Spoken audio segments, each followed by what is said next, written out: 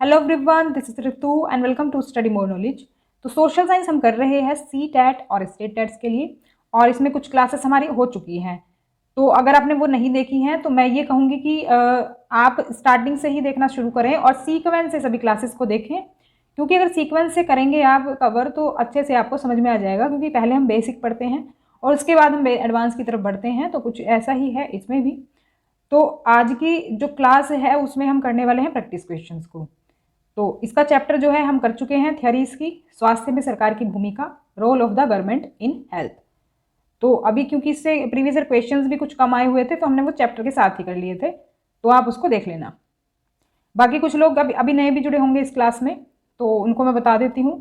तो कुछ लोग ऐसे होंगे जो सी टेट क्वालिफाई नहीं कर पाए होंगे ये वाला, और कुछ ऐसे भी होंगे जो पहली बार देंगे नेक्स्ट सी टेट।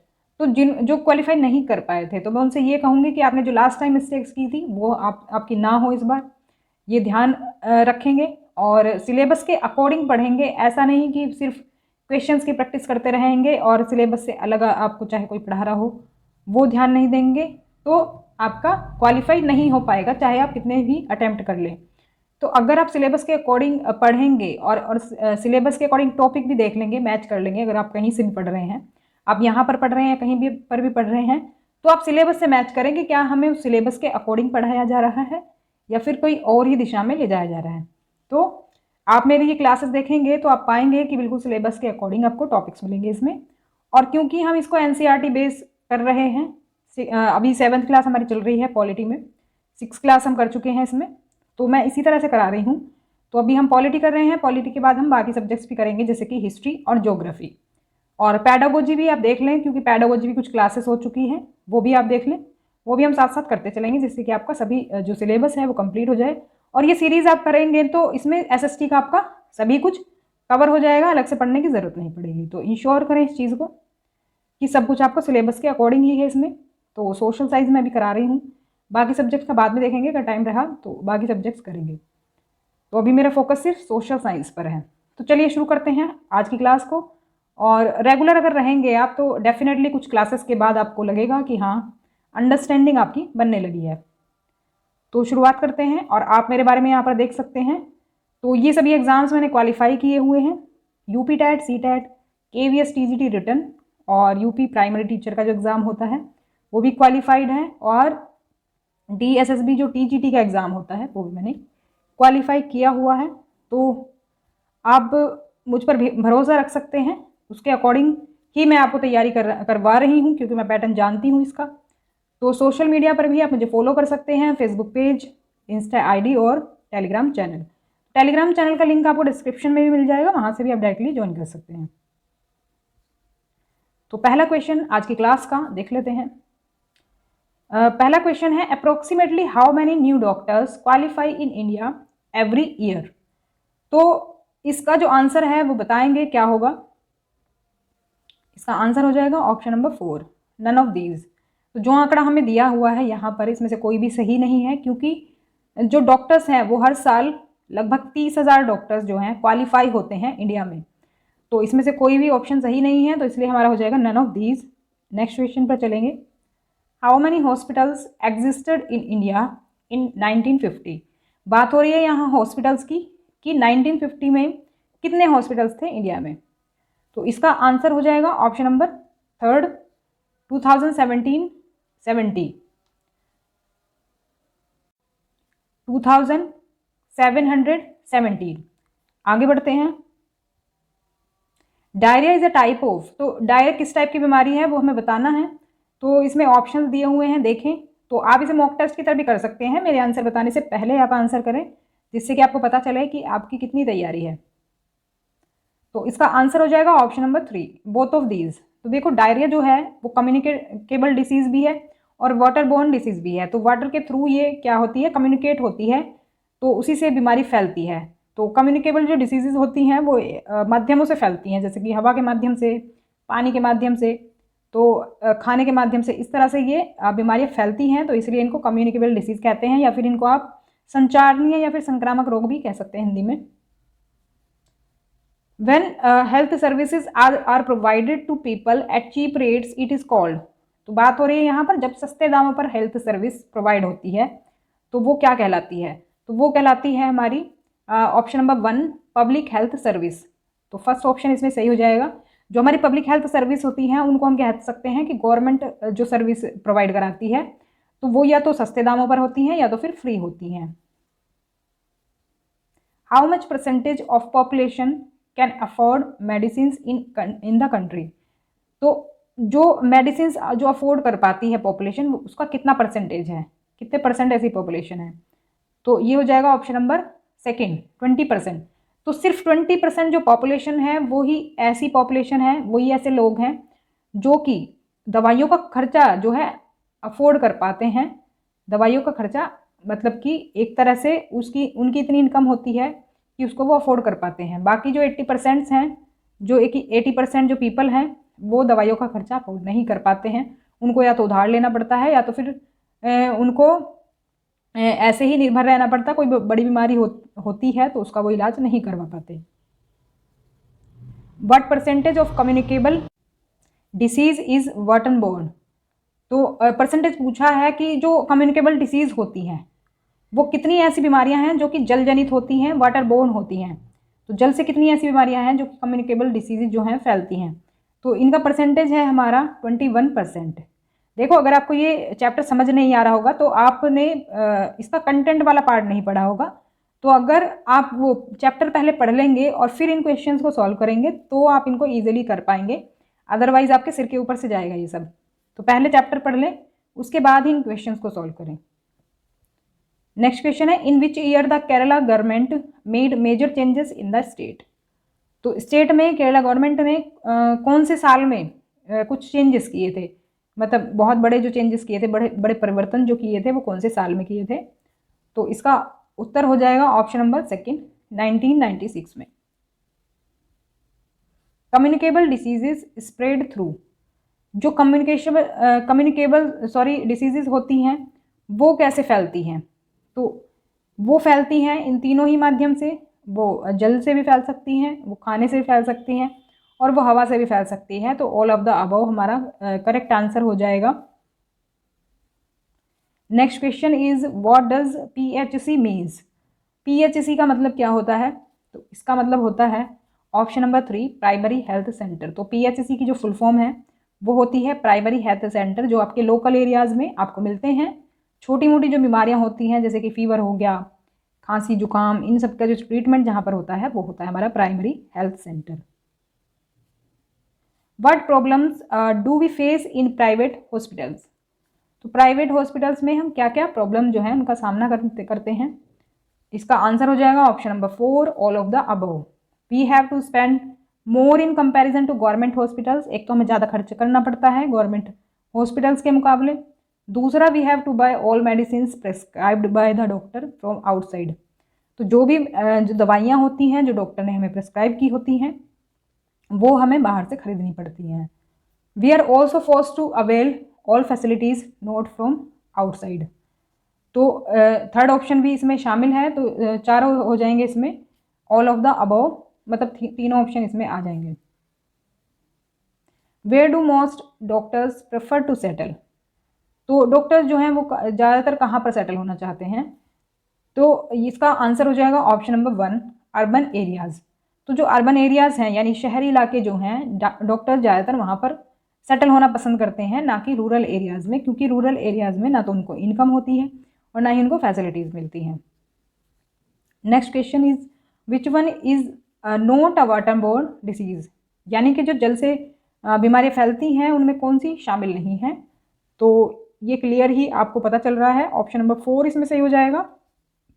तो जो कैंसर है वो बीमारी आपकी जल जनित नहीं है, बाकी सभी आपकी जो बीमारियां हैं वो जल जनित हैं, डायरिया, हेपेटाइटिस, वोम्स। तो कैंसर तो बहुत ही भयंकर बीमारी है, भगवान करे किसी को ना हो।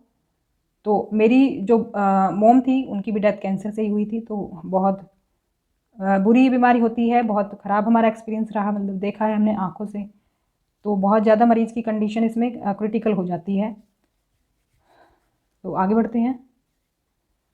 What do you mean by an OPD? तो OPD का मतलब क्या होता है, यानी कि अगर हम कहें कि फुल फॉर्म क्या होती है OPD की? तो ऑप्शन नंबर सेकंड इसमें सही हो जाएगा, out patient department. Out patient department जो है ये ओपीडी की फुल फॉर्म होती है। तो ओपीडी के बारे में एक चीज़ और जान लेते हैं क्या, कि ये ऐसा एक डिपार्टमेंट होता है जहाँ पर कि आपका ये जो आपके छोटे मोटे जो ट्रीटमेंट होते हैं वो होते हैं, मतलब हॉस्पिटल में एडमिट ना करके आपका जो ट्रीटमेंट है वो ओपीडी में ही हो जाता है। तो ओपीडी जो डिपार्टमेंट है वो ज़्यादातर आपको डेंटल जो हॉस्पिटल्स होते हैं उनमें मिलेगा। तो बाहर ही ओपीडी सर्विसेज जो हैं दी जाती हैं। What do you mean bye medical tourist? तो मेडिकल टूरिस्ट कौन से होते हैं? तो इसका आंसर हो जाएगा option number second, foreigners came for medical treatments. तो जो बाहर से विदेशी आते हैं अपने मेडिकल ट्रीटमेंट के लिए उनको हम कहते हैं medical tourist. Basic health unit in urban areas is called.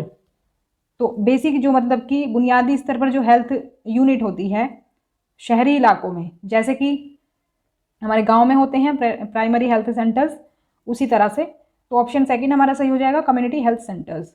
तो शहरों में जो हमारे बेसिक हेल्थ यूनिट होती है वो होती है हमारी कम्युनिटी हेल्थ सेंटर्स।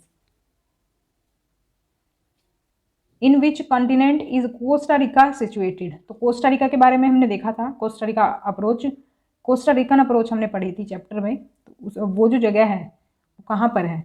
तो ये आपकी वैसे तो आपकी मिडिल अमेरिका में पड़ती है, लेकिन मिडिल अमेरिका कोई ऐसा कॉन्टिनेंट नहीं है, तो साउथ अमेरिका में ही ये आता है। जो कॉन्टिनेंट की बात करें तो ये साउथ अमेरिका में पड़ता है Costa how many people die by tuberculosis every year? तो ये आंकड़ा बहुत बड़ा है, ऑप्शन नंबर 3 इसमें सही हो जाएगा, 5 लाख जो पीपल हैं वो मरते हैं टीबी जैसी खतरनाक बीमारी से। तो बहुत ही सीरियस कंडीशन है ये हमारे देश में। What do you mean by public health care system in India? तो पब्लिक हेल्थ केयर सिस्टम जो है ये है एक चैन ऑफ हेल्थ सेंटर्स। तो ऑप्शन नंबर 3 हमारा सही हो जाएगा। तो पब्लिक हेल्थ केयर सिस्टम जो है वो हमारा जाना जाता है चेन ऑफ हेल्थ सेंटर्स से। Why did Hakeem Sheikh file a case in the court? Hakeem Sheikh ने कोर्ट में केस क्यों फाइल किया? तो इसका ऑप्शन नंबर 1 सही हो जाएगा, indifferent attitude of government hospitals. तो वो मतलब संतुष्ट नहीं था गवर्नमेंट हॉस्पिटल्स के रवैये से, क्योंकि 8 हॉस्पिटल्स में उन्होंने विजिट की लेकिन किसी ने उनको एडमिट नहीं किया और हालत जो उनकी क्रिटिकल होती चली गई, फिर उन्हें प्राइवेट हॉस्पिटल में ही ट्रीटमेंट लेना पड़ा। लेकिन जब उन्होंने केस फाइल किया उसके बाद जब वो केस जीत गए तो उनका जो इलाज का पैसा है वो स्टेट गवर्नमेंट को उनको देना पड़ा। नेक्स्ट क्वेश्चन है, व्हाट डज आरएमपी मीन्स? तो आरएमपी होते हैं रजिस्टर्ड मेडिकल प्रैक्टिशनर। तो रजिस्टर्ड मेडिकल प्रैक्टिशनर जो होते हैं वो कहलाते हैं हमारे आरएमपी, शॉर्ट में हम कह देते हैं आरएमपी एक तरह से। तो जो कि रजिस्टर्ड हैं उनको हम कहते हैं RMP. Because of the privatisation and the bad condition of dash poor do not have access to good health services. तो फिल इन द ब्लैंक जो दिया है इसमें क्या आना चाहिए ये हमें बताना है, ऑप्शन नंबर सेकंड इसमें सही हो जाएगा। तो क्योंकि देखो प्राइवेटाइजेशन की वजह से और दूसरा गवर्नमेंट हॉस्पिटल की जो ख़राब कंडीशन है, जो गरीब लोग हैं उनका जो एक्सेस है, उनकी पहुंच नहीं है अच्छी हेल्थ सर्विसेज तक। तो ऑप्शन नंबर सेकंड सही हो जाएगा। The government must safe guard of the dash of every person. तो किसका सेफ मतलब गवर्नमेंट को किस चीज़ का सेफ गार्ड होना चाहिए? तो ये होना चाहिए राइट टू लाइफ का। ऑप्शन नंबर सेकंड हो जाएगा, क्योंकि देखो राइट टू लाइफ है जो कॉन्स्टिट्यूशन में दिया हुआ है, और राइट टू लाइफ के लिए सेफ गार्ड किसको बताया गया है? गवर्नमेंट को बताया गया है कि गवर्नमेंट जो है वो सेफ गार्ड होनी चाहिए एवरी पर्सन के राइट टू लाइफ के लिए, यानी कि जीने के अधिकार के लिए। और उसमें ही एक अधिकार हमारा शामिल है हेल्थ सर्विसेज प्रोवाइड कराने का। तो गवर्नमेंट का ये उत्तरदायित्व बनता है कि वो सभी को, हर पर्सन को ये हेल्थ सर्विस जो है प्रोवाइड करे। इसी वजह से आपने देखा होगा आपके आसपास जो लोकल गवर्नमेंट हॉस्पिटल्स हैं उनमें ज़्यादातर ट्रीटमेंट मुफ्त मिलता है या तो फिर कम खर्च पर मिलता है। Which of the following state has excelled in health and sanitation in India? तो सबसे अच्छा प्रदर्शन जो रहा है कि किस स्टेट का रहा है स्वास्थ्य में और स्वच्छता में, ये बताना है हमें। तो ये हो जाएगा ऑप्शन नंबर 4। तो केरला जो है एक तरह से रोल मॉडल रहा है सभी स्टेट्स के लिए। तो हेल्थ और सफाई की जो व्यवस्था है वो वहाँ पर बहुत अच्छी है। तो सर्वश्रेष्ठ जो प्रदर्शन रहा है वो केरला का रहा है। तो एजुकेशन में भी आपको पता ही है केरला आगे है। Which one of the following is not important for individual health? तो इन ऑप्शंस में से क्या चीज़ है जो कि हेल्थ के लिए ज़रूरी नहीं है? तो क्लियरली आपको दिख रहा है, इसको आप एलिमिनेशन के थ्रू भी कर सकते थे। तो देखो, क्लीन स्पेस में रहना जो है ये ज़रूरी है, तभी हमारी हेल्थ सही रहेगी, बीमारियों से बचे रहेंगे। बैलेंस डाइट भी ज़रूरी है। सोशल इक्वालिटी एंड हार्मनी ज़रूरी है। अगर सोशल इक्वालिटी आपको नहीं मिलती तो आप पर मानसिक दबाव बढ़ेगा। तो अगर मेंटल हेल्थ आपकी सही नहीं है तो भी आप हेल्थी नहीं कहलाएंगे। तो हेल्थी रहने के लिए क्या ज़रूरी है, क्या ज़रूरी नहीं है मतलब, तो ऑप्शन नंबर 4 आ जाएगा, living in a large and well furnished house. तो वेल फर्निश्ड और लार्ज हाउस अगर आपके पास नहीं है तो भी आप स्वस्थ रह सकते हैं, तो इसीलिए 4th ऑप्शन इसमें नहीं आएगा। नेक्स्ट क्वेश्चन है, what is the full form of UNICEF? UNICEF की फुल फॉर्म क्या है? ऑप्शन नंबर 3 हो जाएगा, यूनाइटेड नेशंस चिल्ड्रंस फंड।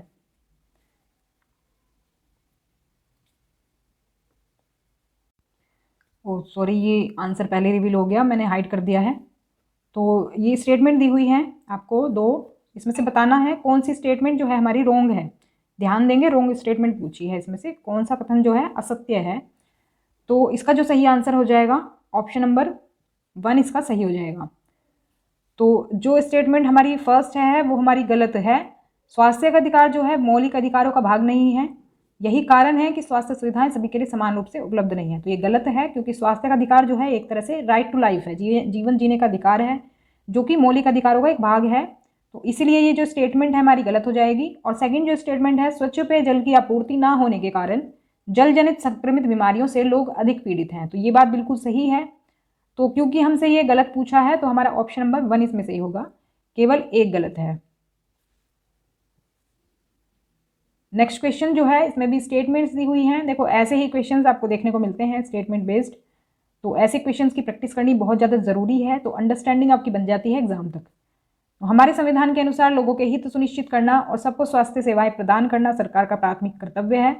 और सेकंड स्टेटमेंट है, सरकार कर से प्राप्त धन का उपयोग सार्वजनिक सुविधाएं प्रदान करने में नहीं कर सकती। कौन सा स्टेटमेंट इसमें से सही है ये आपको बताना है। इसका जो सही उत्तर होगा वो देख लेते हैं। ऑप्शन 1 इसका सही उत्तर हो जाएगा। जो पहली स्टेटमेंट है सिर्फ वही सही है। तो स्वास्थ्य सेवाएं प्रदान करना सरकार का प्राथमिक कर्तव्य है, सबसे पहला काम है सरकार का। और देखो, जो जो गवर्नमेंट को टैक्स से जो धन मिलता है उसका प्रयोग ही तो वो सार्वजनिक सुविधाओं में करती है, तो इसलिए ये स्टेटमेंट सेकंड वाली रॉन्ग है। तो पहली स्टेटमेंट सिर्फ हमारी इसमें सही होगी। जो नेक्स्ट क्वेश्चन है वो भी हमारा स्टेटमेंट बेस्ड है। इसमें बताएं कौन सा जो स्टेटमेंट है वो हमारा सही होगा। तो सही आंसर अगर हम इसका देखें तो ये हो जाएगा ऑप्शन नंबर 1। तो सिर्फ पहली स्टेटमेंट जो है वो हमारी सही है। भारत में दुनिया के सर्वाधिक चिकित्सीय महाविद्यालय हैं और यहाँ सबसे अधिक डॉक्टर तैयार किए जाते हैं। तैयार करने से मतलब है हर साल क्वालिफाई करते हैं। तो देखो, दुनिया के सबसे सर्वाधिक चिकित्सीय महाविद्यालय जो यूनिवर्सिटीज़ हैं, मेडिकल यूनिवर्सिटीज़ यहाँ पर सबसे ज़्यादा हैं दुनिया में, और सबसे ज़्यादा डॉक्टर जो है यहाँ पर क्वालिफाई होते हैं हर साल, लगभग 30,000 से भी ज़्यादा। तो जो सेकंड स्टेटमेंट है वो हमारी गलत हो जाएगी। भारत विश्व का दवाइयाँ निर्मित करने वाला तीसरा बड़ा देश है, ना कि चौथा। तो यहाँ से भारी मात्रा में दवाइयों का निर्यात भी होता है, तो ये बात बिल्कुल सही है। तो जो ये था हमारा आंकड़ा जो इसमें दिया हुआ है, चौथा बड़ा देश है, ये नहीं होगा, तीसरा बड़ा देश है।